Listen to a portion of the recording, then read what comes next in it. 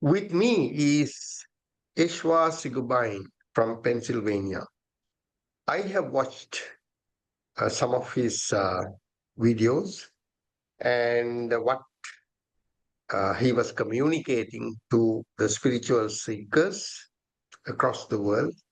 So I felt that it is important to invite this gentleman and to ask a few questions as to how and what path he took in order to experience this or what we call the inner peace.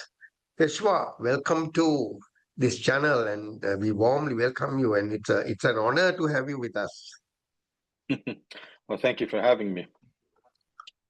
Great, Yeshua. Let me straight get to the question. Now, people are seeking something. This may be because they have gone through many difficulties in life, stress, anxieties, and maybe physical problems, and they are looking for something which will take that tension out of their system, at least after they have reached the old age. It's a rat race, before they reach the retirement.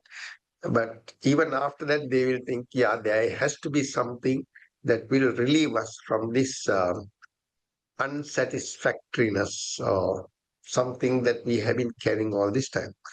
I will give you the stage, Ashwa. You start wherever you think is appropriate, and your journey would be very useful to our audience as to how you approach this and what kind of things that you experience and why you entered this kind of a search. Up to you. Well, why I entered this kind of search, that is a mystery for sure. I just kind of stumbled into this.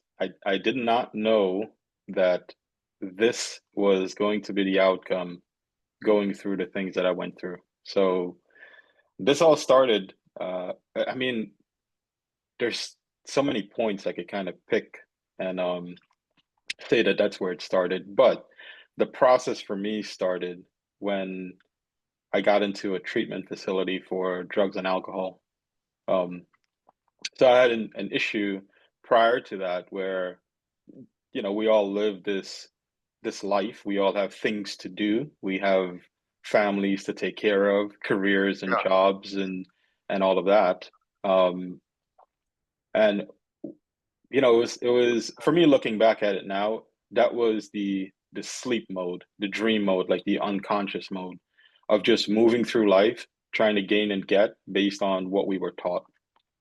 And for me, for some reason, drinking took over for me. There was a lot of trauma when I was a kid and then growing up, and that was the way that I coped.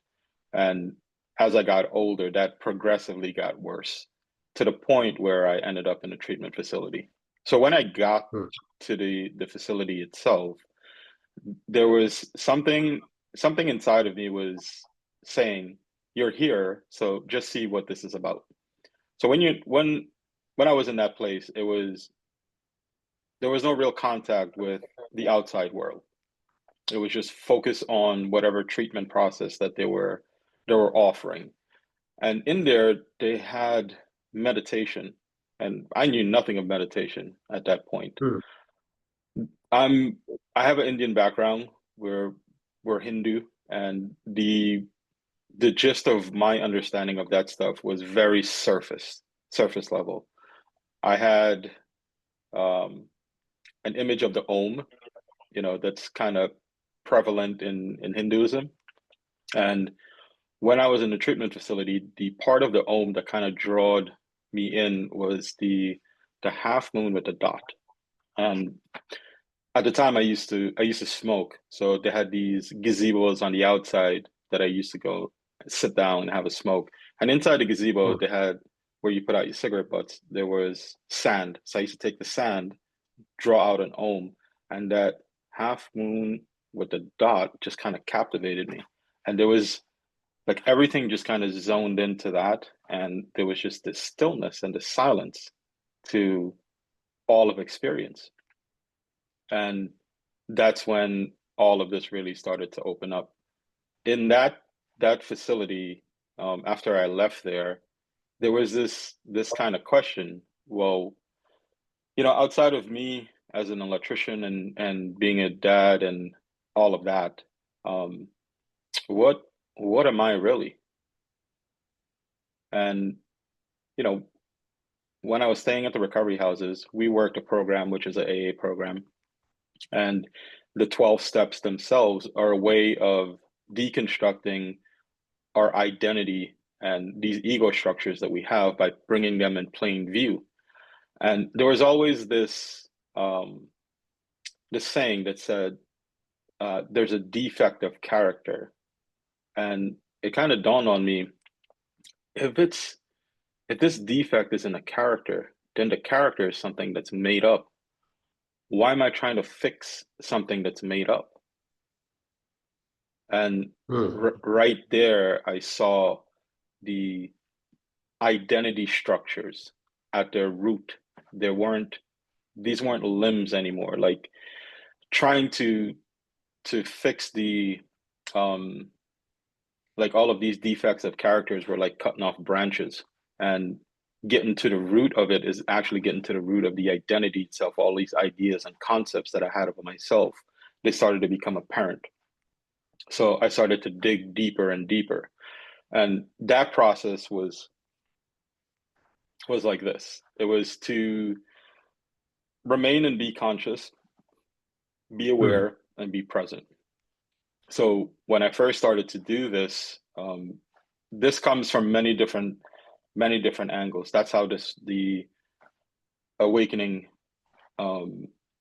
came by my way. So it was through like this Hindu path, then it went to this non-dual path, and then it led into Buddhism, and then from Buddhism into just this infinite love and bliss that's accessible to all of us right here and right now. So how did I jump from there to here? It was keep on deconstructing what was here. And one of the ways of doing that was, as I was walking around in my daily life, was just to pay attention to what was going on. And I did that meaningfully. So when I was staying at the recovery house and I had to go upstairs to go to sleep, as I was walking up the stairs, it seemed a little odd at the time, but I would have my slippers on. I would walk up one step, take my slippers off, step up to the next step without my slippers, then step back down to that step with my slippers, put them back on, bring them up another step, and just keep doing that all the way until I got up, while just being present, being conscious, and being aware. That was the first thing that I think I ever did practice-wise. And eventually when I got upstairs to the room, I was looking at my hand, and it was like I was seeing it for the first time. It was like I was experiencing just pure sensation in each of the senses for the first time, without this construct and this overlay of my hand or me being there. And that really just kind of blew everything apart. I got into I always had this idea in my mind that this was for Indian people. It came from these yogis, these Indian yogis, and they knew, and I had to go there to find them, to seek this out. And they spoke Sanskrit and Hindi, and I didn't understand any of that stuff. So I was like, instead of me trying to go that route, why don't I kind of learn from people who speak English? And Eckhart Tolle came up. I listened to some of his stuff, and Alan Watts, and that kind of led into another shift of just this now just kind of opening up, not moving into this mental space and just remaining present here and just conscious and aware. And this recognized the present moment as the only moment that ever is. When we move from that, we just move in ideas and concepts. And that required some level of practice, but it was the same kind of thing. It was put my hand under the water when I'm washing dishes and just allow the sensations. A thought may say washing hands, but when I was done, I was doing all of this, and then I said, this is washing hands. So it was like moving an internal process into the external world without having to process it here.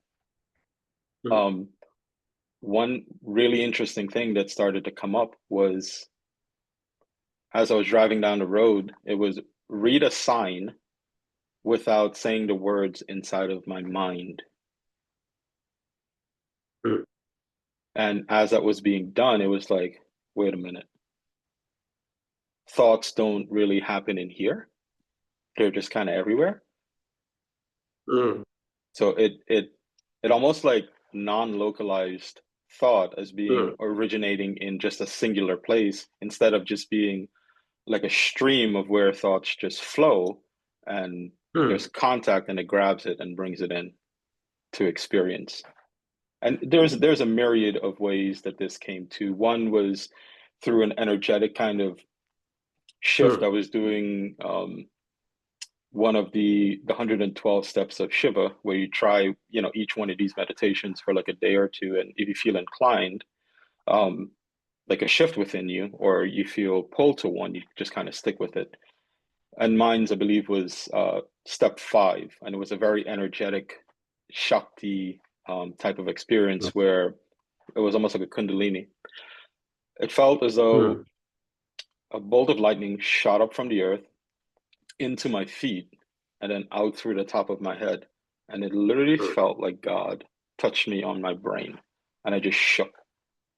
And it reset the entire nervous system. I remember going inside of the recovery house, not a thought in mind, there was just nothing. There was everything occurring, but just no mental overlay of anything at all.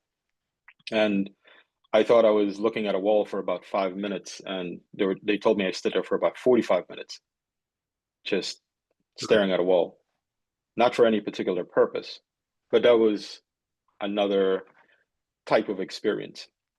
So every one of those was bringing it at a different angle and kind of resetting a different aspect of maybe the physical body and the mental structures. But the major shift, and this is where it goes into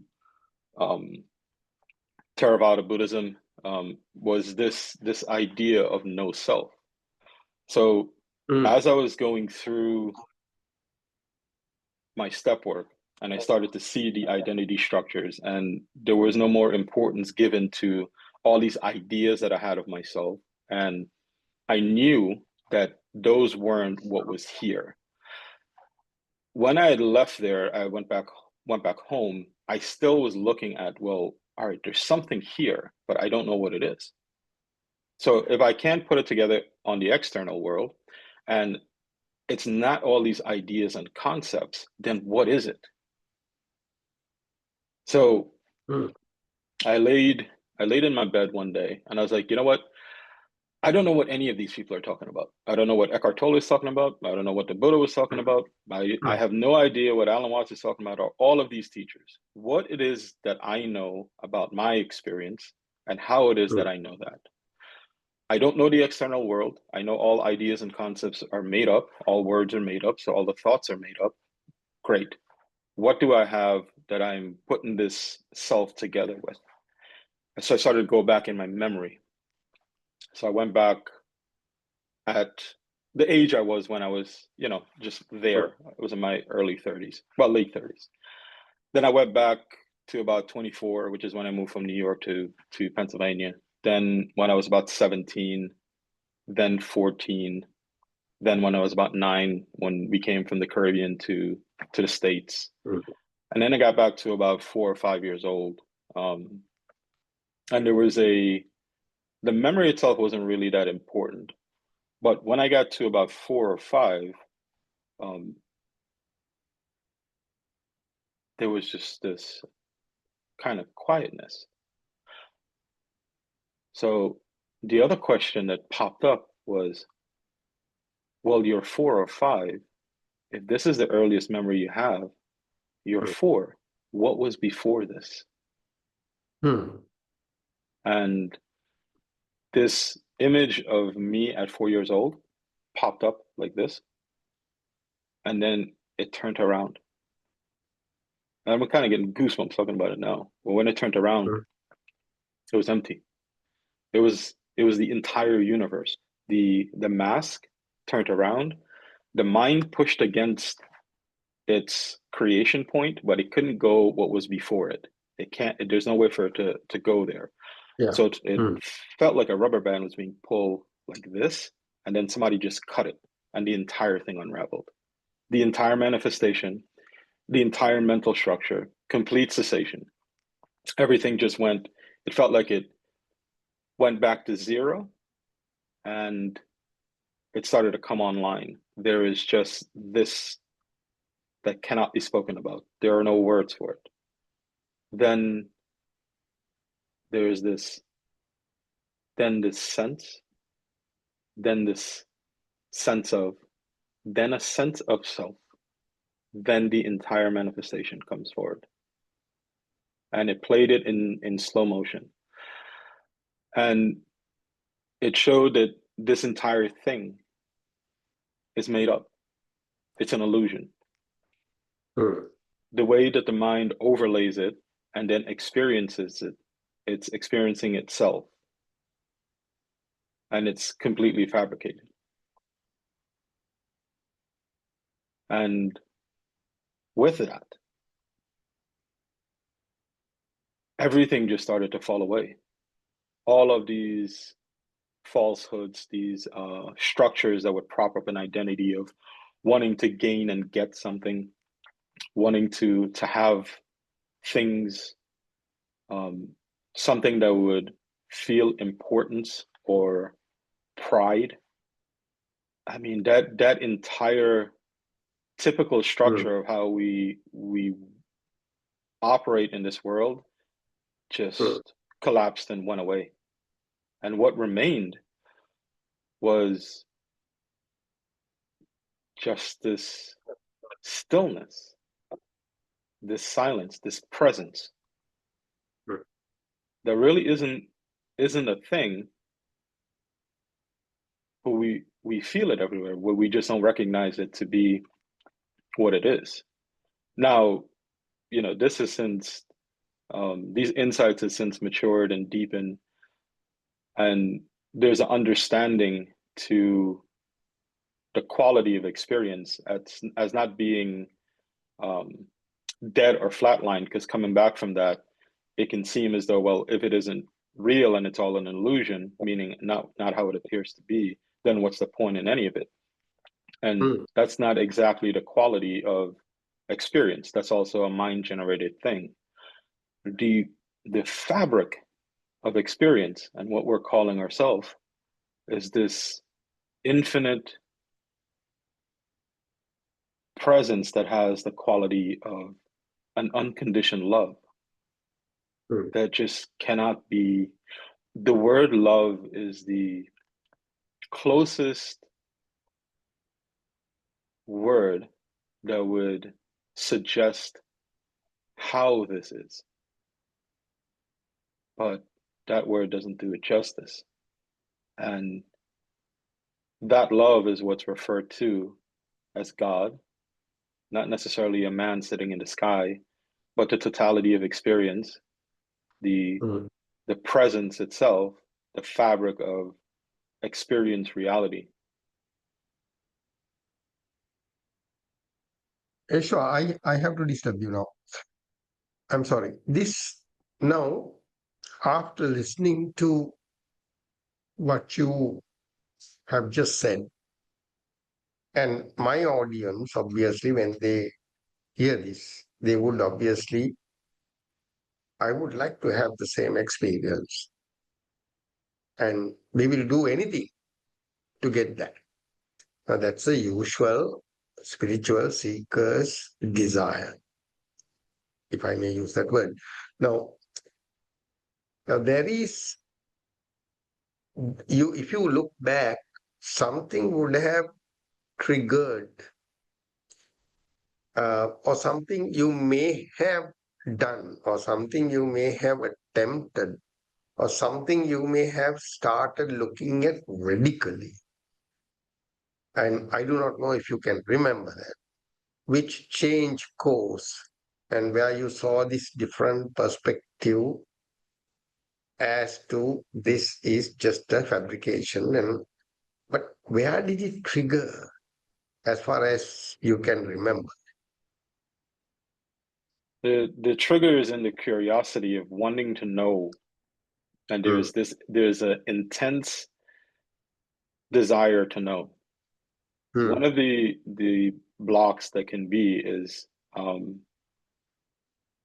I didn't have the great misfortune, I think, of many seekers that read so many books and mm, seen so many people that they have this buildup of an idea of what this experience is supposed to look like, that's what they're seeking. They're seeking their mm. idea of what they imagine the experience to be Yeah. and Mm, overlooking the simplicity of their own experience right here and right now. So mm, for me, it was kind of like stumbling around in the dark, not really know what I was looking for, and then it smacked me upside the head. And when it did, it's an experience that's self-confirming. It needs nothing mm. to relate this to. The thing that goes and sees is the thing that sees through its own falsity. So for people who really want to look, are you willing to give up all of the ideas that you built up about this up until now to really see what's been in front of your face the whole time? If you look past here, you went too far. Mm. It's always directing the attention back towards you and see all of your own ideas that you're propping you up with, that you're claiming that's blocking you. The the veil is so subtle that it's the overlay of the mind's interpretation of experience that it's Mm, casting back onto the sense of self, creating this mm, illusion that there's something here that's experiencing life as a separate thing. So mm. are you willing to sit, reflect back, and when all of the feelings and emotions and all of these Mm. things that you don't want start to come up, will you face them head on and allow them to pass through instead of pushing them down and saying, I want the ultimate goal that will release all of this? I think you need to repeat that. Eshwar. I think you said something very important, if you don't mind. Yeah, once you start reflecting back, there's a lot that Okay. will come up. All of this emotions, all of these things that we don't want to deal with, that we're seeking Right. to find a release from by gaining Mm, this piece of information, is the same mm, thing that's blocking you from allowing that to flow out of you. So the only way is to allow mm, those things to pass through. Those things, when they come up, they're the mm, very way that we identify and feel with ourselves, and there is no escaping them. mm, So as we start to reflect back this direction and allow those things mm, to work out, what it starts to do is clear the way out, clear all of your ideas, all your feelings, all your emotions, everything. And that thing that's been mm. in here calling you this entire time starts to flow outwards. It's not out here. Yeah. Mm. Now, was there any kind of a readiness potential? I mean, you came through a particular process, although you may have not made specific attempts, but that particular process eventually led you to a scenario where you may have just what shall I say uh, realized, well, this is what it is now. What you explain, whatever you want to get rid of, yeah, let those things come and then see where you stand. Now that's a beautiful way of saying it, and I suppose you have to hear it from a friend like you, so that at least he said that. I'll give it a try, So these are things that we usually don't do in our day-to-day rat race. That I agree. Now, one might turn around and say, yes, I have done that for several years, but still I have not experienced any kind of an event. People have this subtle notion within themselves that if they do this work, that's what will happen. So there's an expectation that they have. That expectation is a block as well. There's also an expectation coupled with their imagination of what this experience is going to be like once they're done doing all of this work. I didn't have that luxury. It was as they came up, I did the work, and this is what happened. Now, most people that's going to be listening to this, they're going to think exactly this. If I do what he did, this will happen to me, or it could happen. That's not how this was approached for me. It was, let me try these things and see what happens.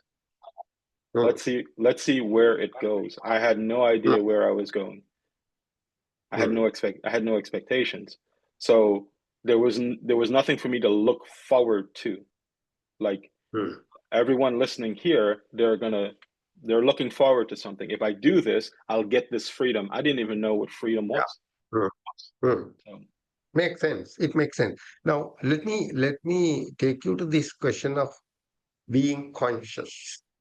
And you very correctly said that most of the time we are unconscious. That is because you are indulged in, whatever. Now, when you say one needs to be conscious, it is not exactly a mind-driven thought. It is sort of like you take a step back and then watch what's going on, which is possible. I'm sure if you make an attempt, that kind of a, like being aware of what's going on. Would you advocate at least something like that without having an expectation? Yes. That's where it starts. I mean, everything requires some level of awareness if you're going to introspect. Yeah. Awareness and consciousness, I kind of use them, almost as the same thing right now. Consciousness is I'm not really going to get into the definition of that one, but awareness is also it's a process. It's a process that's occurring, and it gets it kind of gets mixed up with the senses. So awareness links with this idea that we have of ourselves, and then it could link with one of the sensations or one of the sense perceptions, like seeing, and then they can arise this feeling of a seer. So one of the things I started to learn to do was to deconstruct my sense perceptions back down to their basis. And in Buddhism, it's the Bahya Sutta. So in the seen, only the seen. In the hearing, you're accepting each of the sense perception. So there's a process called hearing. And in hearing, there are only sounds.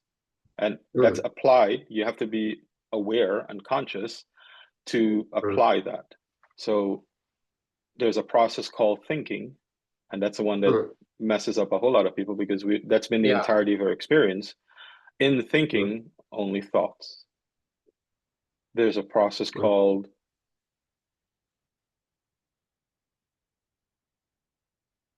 we could pick any of the other sense perceptions. Touch.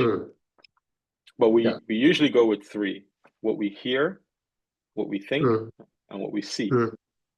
So everyone right now that's listening to this, take a second, look outwards, just relax your visual field, and notice that anything that you can see at its basis, it's only colors.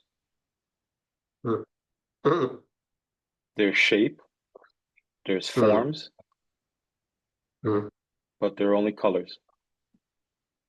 That's experiencing the visual field unfiltered, without the overlay of thoughts.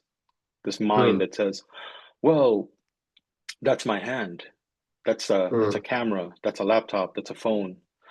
That's another process that's occurring called thinking. And in thinking, there are only thoughts. those experiences are occurring separately. They're not linked. That's how you deconstruct your actual sense perception. And it's like this. The sense of self seems like something solid. It's scientifically, we could do like a little analogy. It's a prism. When light hits a prism, it splits into all of these different colors. The sense of self is the same thing. It seems as though it's something solid. When you start to look at it back through the visual field, what you hear, what you see, it splits this thing that seems solid back into its individual components, and then eventually it just drops. There's all kinds of analogies that they use. There's the chariot analogy. I'll ask you one question. This question may look a bit stupid. Now, well, you said, something solid. Okay, I can see a statue of a face, a solid one, a sculpture of Buddha. Now I see it, and I already have a perception that it's solid, right? And what you are suggesting is your real experience when you look at it is just color. It's a visual image. It's only when I go and touch, I know it's solid. Is that the way you were trying to explain, or is there a different way of doing it? Once you look, the reality is you never know what it is. Anything that you can say that you know about that is completely made up. And what we tend to do is that we overlook that. Oh, but it's still the Buddha. It's still the statue of something. I know it's made up, but I can still feel it.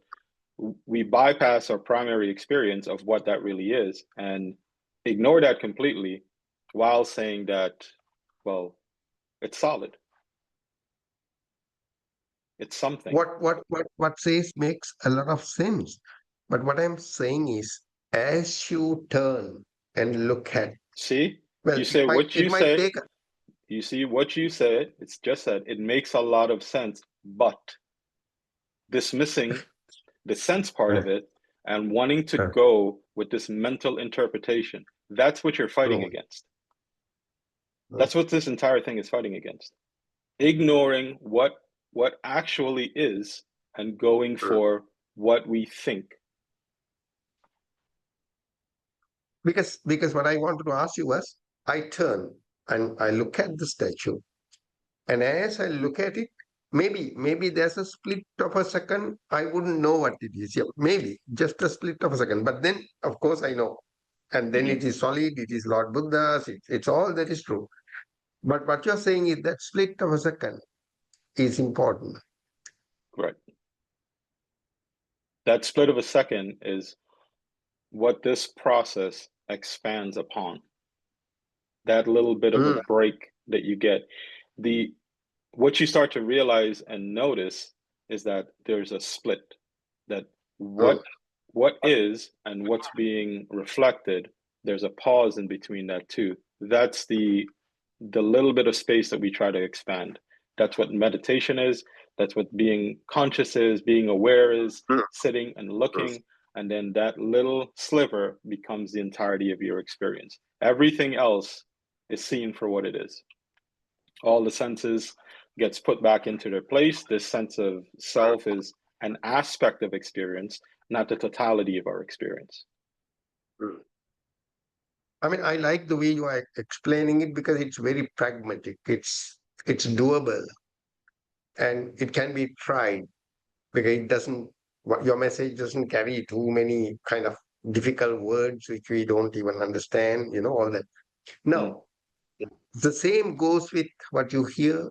The same goes with probably what you smell. Same, it's the same thing. Is it? It is. It's the same with our 5 basic sense perception linked with this concept that we have of ourselves. So that's where we sit. And for me, this needed to be seen in my day-to-day life. This wasn't something that I was going to do or even if it could be achieved in a cave somewhere, the practicality of it, well, if it exists and this is the way things are, and this is a misapprehension of experience, then I should be able to see it like right now, like in my day-to-day life, not sitting down, in meditative states. Not to say that those things aren't practical and, they have their effects, but it, if it's readily accessible right now, then I should have access to it. So I want to see it Yeah. here, like fully engaged. So the practical aspect of it for me was pretty important, because that's where, all of this takes place. The awareness side of things was to just try to be aware when it didn't matter what I was doing. Like if I was watching a movie, try to be aware of the screen and the room while I'm watching the movie. Yes, you get drawn in and sucked into the movie from time to time, but pull back.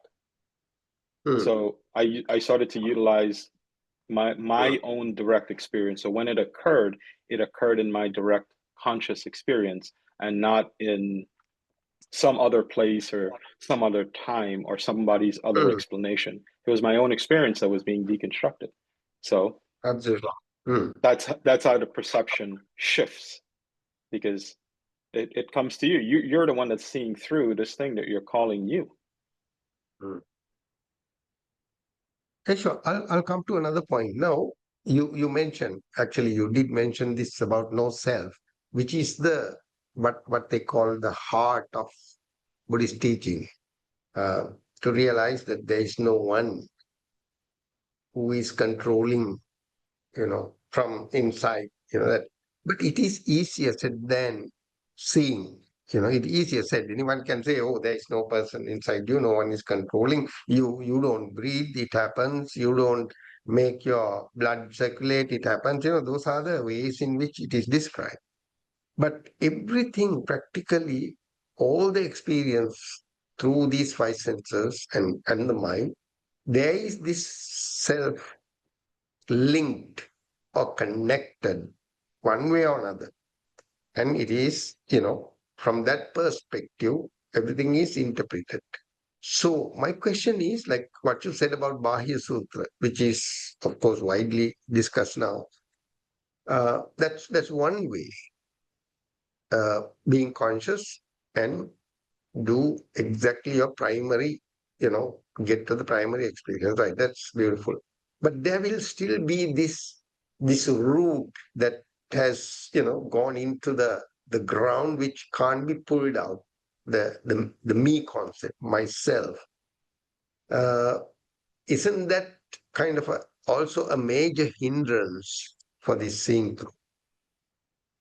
That's the only thing that's blocking this from being seen. There's nothing else that's blocking it. Okay. Interesting. Once that's seen, and that's there's also this idea that folks have of no self. Well, if there's no self and there's no me here, then there isn't anything here. It's once the knot is untied and the error of perception is no longer focused in this one aspect of this experience, the divisionary aspect of experience starts to dissolve. So it's almost as though it's disjointed perfection, and the fabric of that is this kind of love thing that we experience. Not kind of, but how do we get to that? Well, the only thing that's ever in the way is this idea of self, but we refuse to let go of the idea of self, regardless of what our experience is showing us directly, because we've been conditioned even if it's just this lifetime and you're 30 years old, it's 30 years you've been conditioned to see an experience in one particular way. Now you're trying to actively deconstruct that. There's going to be some pushback, and the pushback feels very much like you. That is a overlay over your experience. Are you willing to give that up? And the fight begins when you start to look. Eshwar, now take another situation. if I look around, I hear the fan, the ceiling fan, and I feel that, the air touching me. Then I see, and there's a room here, and there are furniture, and then I see you when I'm talking to you. Now, I would say this is what is. All right, no one is doing it. This is what is happening. Right, fine. And there is sense of self.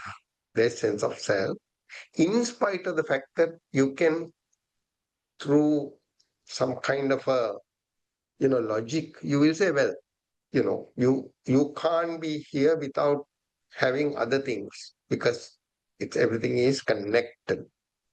So, and yet this sense of self, uh, and this feeling of a self, that I am the one who is here. Okay, forget about I am the one who is doing it, but at least I am the one who is here. I mean, even if you go back to the lowest thing, still there is this. Now, I'm sure this conversation and whatever you said so far or will shed light on this. But I keep asking you the same question, because whatever comes out of you is different to what you said before. So it's good, so that people have different perspectives of looking at it. And you said that's the only thing that is blocking you. I mean, that's a hard-hitting statement. I'm sure that will resonate with people. But this sense of person, I'm sitting here, and that sense, okay, I may not be sort of deliberately thinking before I speak to you. That's true. But still, that person here. What's always being pointed to is simply this. You accept the fact that you feel this thing that you're calling you. You can't just say, I've heard about no self, there is no me, and then try to experience all of that. This isn't an intellectual understanding. This is direct experience. So you Right. accept that there's a you here. What exactly is that? Well, how do you see through this thing that you're calling you? You start to look at how it's put together, and it's back through the sense perceptions again. There is no accepting any thought-based or intellectual idea as being it. This is a direct experiential insight that comes, that literally blows you apart. You fall away. It requires your conscious and aware attention back towards this thing that you're calling you. And the only thing you can find when you have no ideas about it is a feeling, a sense. So if it's a sense, where do you feel it? Well, I feel it in my chest. Well, that's a sensation. It has no place to hide. Once you bring your conscious attention to it, it hides nowhere else. It can't hide in an idea. Well, that's a thought. You see, you're giving it no way out. What you're giving no way out is this the way that you're feeling you to be. It has no place to hide. So when it has no place to hide, well, the jig's up, the game's up. You sit with it and you give it no out. There is no senses that it could run into. And eventually it pushes against something that, and the something is reality itself, because it isn't anything. And it drops. Eventually it drops. That's just how it is. It requires your attention to be with it and not give it an out through any of the sense doors, the sense gates. And what it feels like. This is from my perspective. Eshwar, there have been flashes. Hey, where is this guy? Where is this guy? Flashes, right? And it's not an event. It's not like a bang or thing. But there is this. Hey, come on! It's whom do you call yourself? There are flashes, very very effective flashes, but those are not events. And so what you say resonates, true enough. But then, as you said, then immediately you create this goal. Oh, I want this, completely out of my system. Now that's where probably, again, the thought comes and cheats you. isn't it? The thought always cheats you because you believe the thought, and the minute you believe the thought, you run with it. Either that was, I saw it or I got a glimpse of it. You didn't get a glimpse of anything if a thought comes in and says something. It's just a thought. Or there's a me here. That's just another thought. There is no out for this ephemeral thing that we have inside of us that you can't locate anywhere once you kind of corner it to here. And it'll use every trick in the book to make you feel as though your experience is other than what it is. But when you sit with that and just continue to deconstruct, you're not giving it an out. Again, it drops, and what you've been looking for, you discover. But no thoughts will get you there. No idea will get you there, because the way that you feel about who you are and what you are is the entirety of your reality, the way that you're experiencing yourself. And the only way out of that is a complete surrender. And that surrender comes when you're willing to just look, not accept anything short of an experience to show you what this is about. And there is no expectation of what that's going to look like. The surrender is unique to everyone. And there's a fear that comes up, either a fear of annihilation, a fear of death, that if I go and look and see what's on the other side, I won't be here anymore. That's the very thing that doesn't know what's on the other side. It can't. The word surrender, well, it also can be interpreted, but when you say, does it also mean you let things happen the way they happen, or you allow things to happen the way they happen, or just allow yourself to drift? I mean, these are all words, I know. I mean, it might not sort of, it might not say what I really want to ask you, but surrendering yourself, it's a big word, of course, and a lot of people will fear when you say surrender yourself, but there is an underpinning message when you say surrender. I would like to elaborate a little bit so that I'm sure it has a wider thing that will resonate with our audience and me. So there's a couple components to this. And one of it is, I think when we kind of embark on this kind of journey, or whatever it is we want to call this, that we're deconstructing ourselves and identity, is that we want to do it every day, every moment that we're awake, and it has to permeate every aspect of our life, while trying to live life, trying to go to work or go to school or do all of this stuff. There's an importance to just and it'll not make it seem so daunting as to just set some time aside to, when you're looking in this way, to look at the things within that time frame.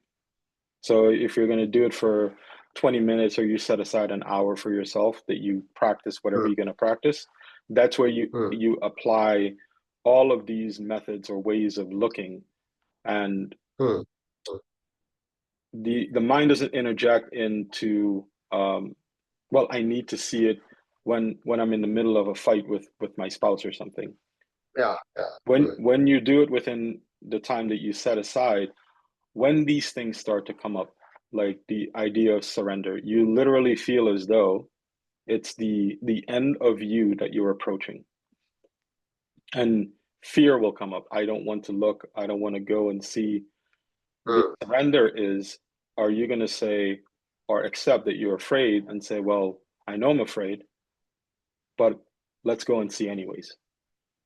And it's almost like laying down all of you to see what's on the other side of this fear. And that moment of surrender, that moment where you make that decision, it's only made by you. It's only you saying, okay, I'm ready. Let's go see. Nobody can give you that. It's like placing yourself in a gamble and then lose it, So right. like, It literally comes like, are you willing to give up everything that you you have created this entire mental world that you've created that you feel as though it's your entire world. That's what it feels like when they say give it all up. When you come to it and you approach that that space, that's what it feels like. It almost feels like you're gonna die, and it's not a speaking about it.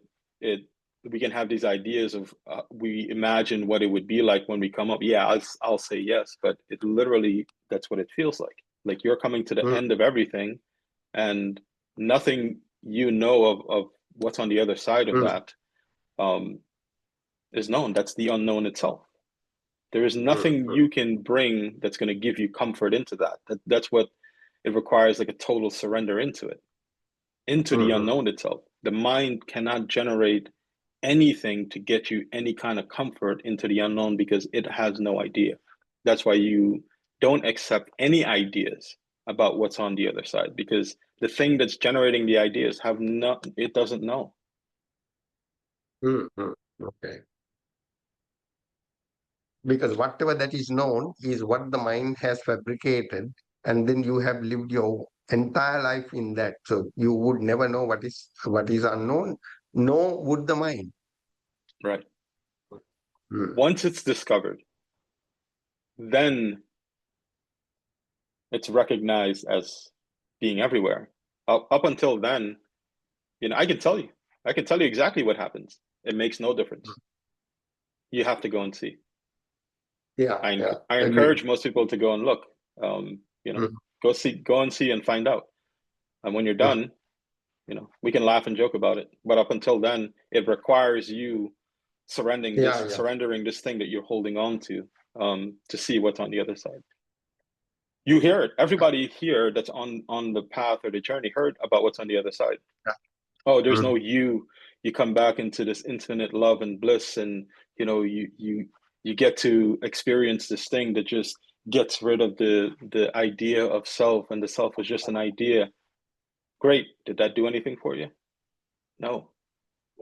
That's just another intellectual understanding and knowing of it. That is not knowing the experience for what it is.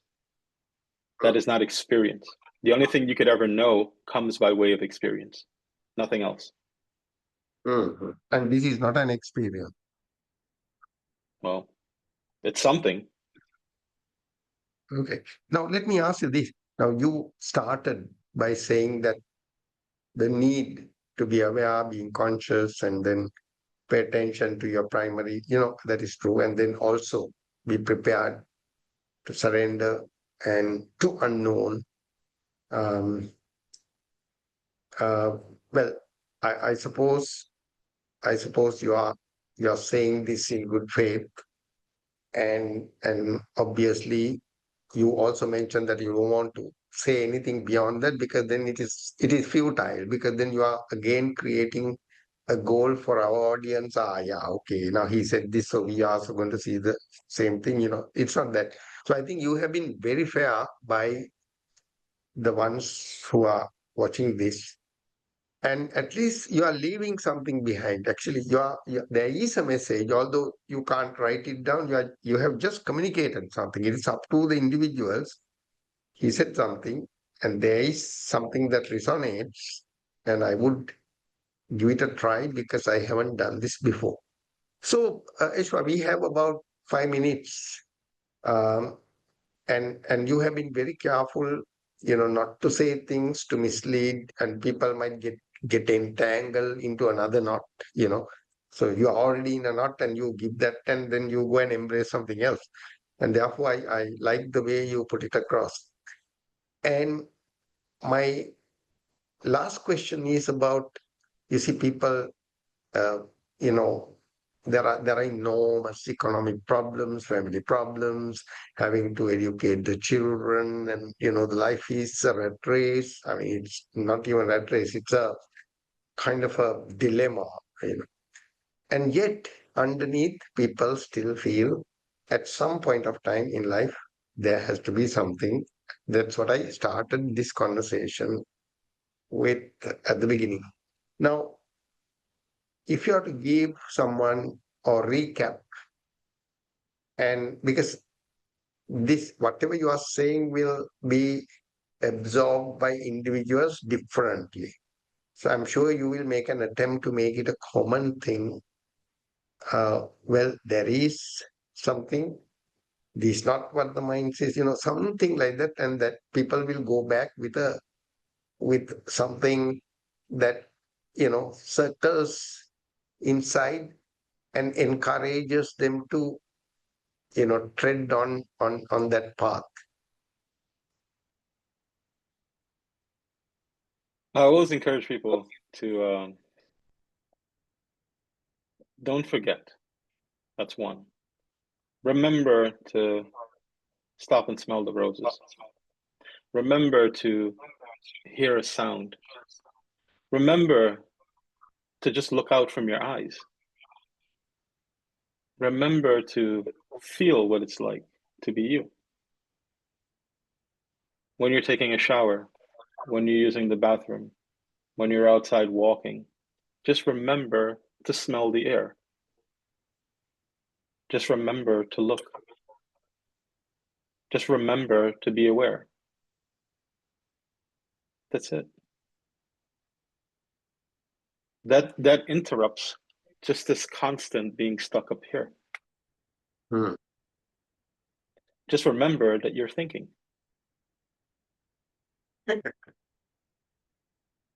That's it. It's pretty simple. We do it every single day from the minute we wake up. When you get off the bed, just remember to feel what it's like for your feet to touch the floor. Take a breath. Just breathe and feel that sensation.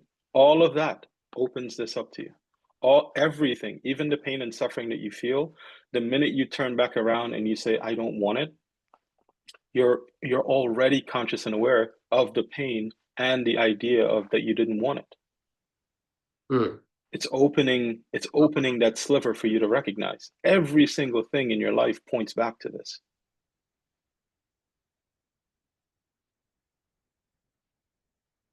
That's it. I don't want to ask any further question because, you see, I think you have said the gist of this message and what it is and what has to be done, and I don't want to kind of add more words and ruin, the cream of what you have said. Eshwar, this is not the first and the last meeting with you. We would be, inviting you to continue with this because even if you say the same thing next time, that will be heard fresh. That's how it is, because you don't know what time it gets resonated. So with that, we will end this conversation. And once again, I'm very grateful indeed for agreeing to come and speak to the people in, I don't think you have ever visited Sri Lanka. And No, I have not. okay, someday. So, so that the Sri Lankans who are exposed to the messages of Lord Buddha. Now you mentioned Bahya Sutra, you mentioned Anatta Lakkana, so it's everywhere. So it's not kind of, a segment, but the message, if it is clear, then it is clear. It will cut across the world. So once again, I'm very grateful to you, and we will come back to you again. And there will be so many questions that are coming up from the audience, and I will uh, I'll put it in a sequential order, and then probably when I when I invite you next time, I'll fire those questions, and I'm sure you will answer. And I like your style. I like your very pragmatic way of taking the bull by the horn, rather than just otherwise we can read books, we can hear a lot of philosophical stuff, but this is the very thing that needs to be attended to. All right. Yes. Ishwa, once again, thank you very much, and we will keep in touch. Okay.